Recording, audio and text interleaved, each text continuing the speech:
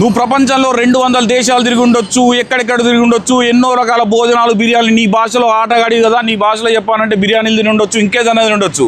But ఎప్పుడైతే నీ దేశం గురించి, నీ పుట్టిన దేశం గురించి, నీ జన్మ దేశం గురించి నువ్వు ఎప్పుడైతే తప్పుగా మాట్లాడావో ఆ రోజే నువ్వు చచ్చిపోయినట్లు లెక్క. ఎట్లా మాట్లాడతావురా నాకు అర్థం కాదు ఇండియా గురించి. దేశభక్తి అంటే 15 ఆగస్టుకు 26 జనవరికి happy independence day, happy republic day మెసేజ్లు పెట్టుడు ఈ కాదు.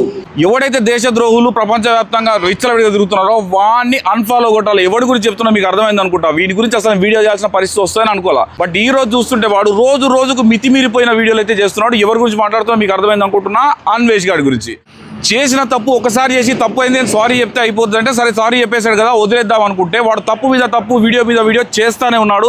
నిన్న మళ్ళీ కొత్త వీడియో చేసిన థాయిలాండ్ నుంచి చూపిస్తూ, చూడండిరా నా కొడకల్లారా, ఇండియన్స్ నా కొడకల్లారా, థాయిలాండ్ వీడియో చూడండిరా, రేప్ జరగట్లేదురా అని చెప్పేసి వాడు అక్కడి నుంచి మొత్తుకుంటున్నాడు.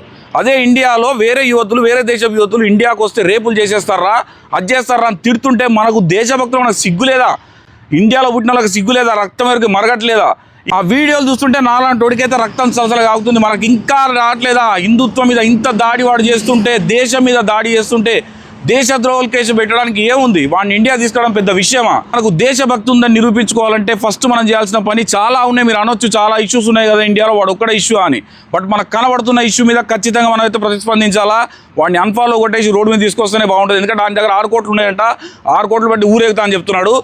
ఊరే కానివ్వండి ఏమన్నా కానివ్వండి, వాడు దేశాన్ని తిట్టుకుంటా ఉంటే మనం ఊరుకోవడం మాత్రం ఎంతవరకు సమాజం 100% తప్పని నా ఉద్దేశం. నేను యాజ్ ఎ యూట్యూబర్గా ఇంకో యూట్యూబర్కు వేరే వాళ్ళకు అన్ఫాలో కొట్టడం చెప్పడం తప్పు. బట్ ఎప్పుడైతే వాడు పిచ్చి మాటలన్నీ మాట్లాడుతున్నాడో ఖచ్చితంగా కూడా మన అందరం కూడా అన్ఫాలో కొట్టాల్సిన టైం వచ్చేసింది. వాడిని రోడ్ మెయిన్లో పెట్టాల్సిన టైం వచ్చింది గాయస్. వాడు దేశద్రోహి నేనైతే అంటున్నా, మీరేమనుకుంటారో కామెంట్ రూపంలో తెలియజేయండి.